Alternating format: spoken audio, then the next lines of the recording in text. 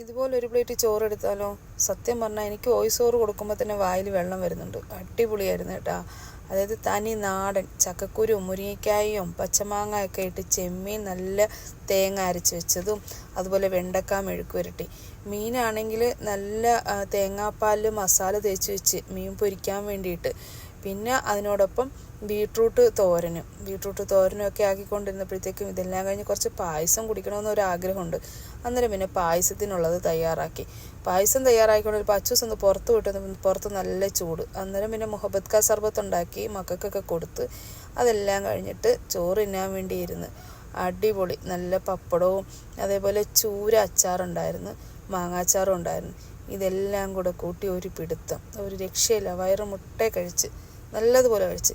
ഇതെല്ലാം കഴിഞ്ഞപ്പോഴത്തേക്കും നിസാമ് ഒരു ഐസ്ക്രീമും കൊണ്ട് തന്നു. ആഹാ റാഹത്ത്. അടിപൊളിയായിട്ട് ഫുഡും കഴിച്ച് ഐസ്ക്രീം കഴിച്ച് ഒന്ന് റെസ്റ്റ് എടുത്ത്.